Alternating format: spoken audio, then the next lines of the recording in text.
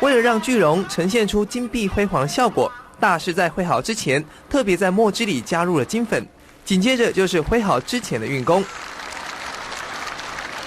这段冗长的准备程序更是吸引了不少民众的好奇心。在大家的掌声下，巨龙即将现身。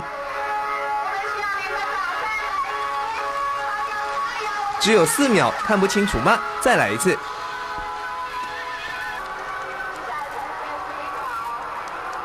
书法大师吴继儒有如醉拳的身段当中，完成了2只书法的巨龙，犹如飞龙在天的字体，充分显现出大师的心境。每一个人都可以在这个当中去感受到自己要飞龙在天，那是生活的自由，意识的自在。不拘泥于形式的书法，不仅让文字结合了绘画，同时也让传统的文字有了更新的生命力。民视新闻陈建华台中报道。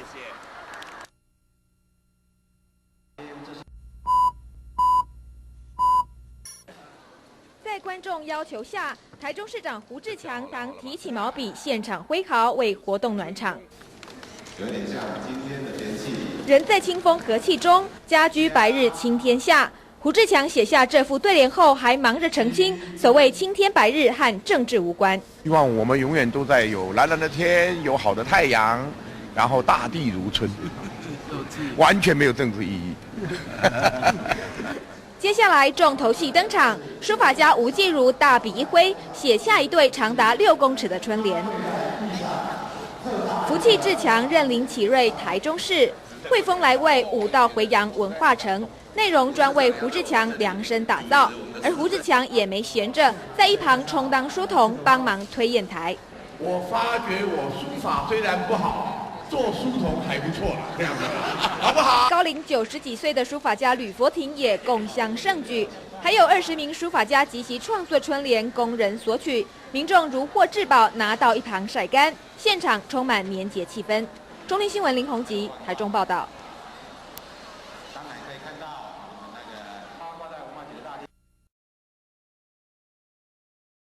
Wu Jiru in Taichung has incorporated life into his calligraphy. His style is unorthodox, but is gathering a following. In addition to using common objects to write, Wu also drinks alcohol as part of his preparation.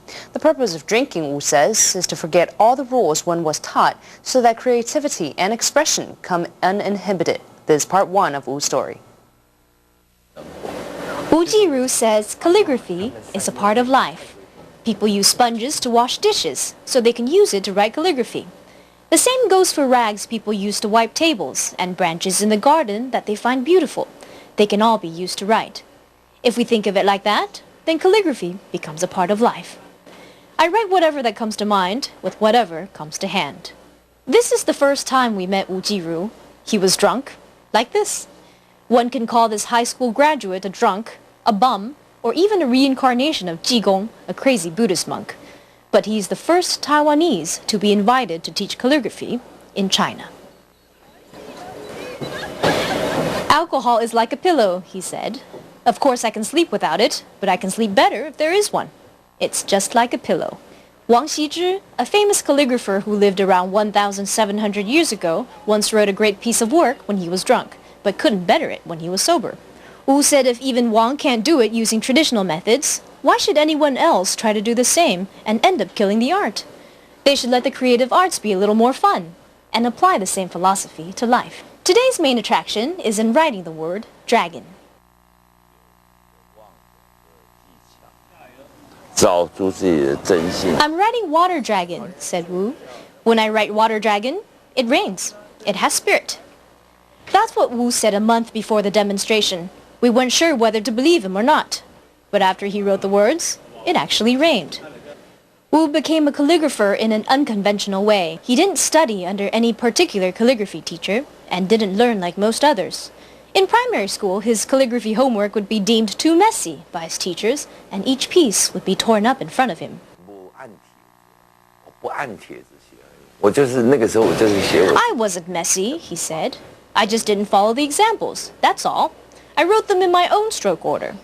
At that time, there weren't outlines of the characters for students to fill in with their brushes. It was just a blank sheet of paper.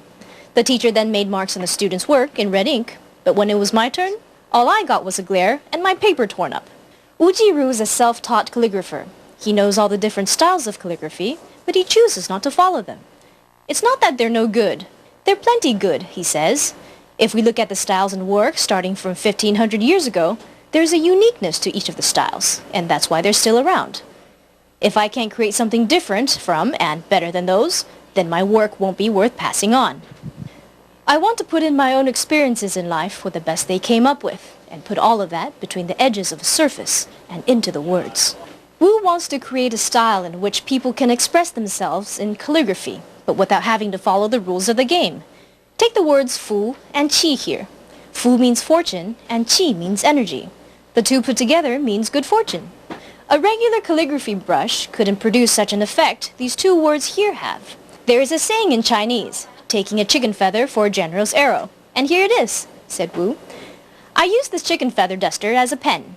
People always want more fortune, so I used more ink and made it soak into the paper, expand, and let the word grow. I wanted energy to spread the fortune and make it move, so I used a feather duster to rev it up and spin it out. And it worked. Like I say, different tools can do different, interesting things. You just have to try them.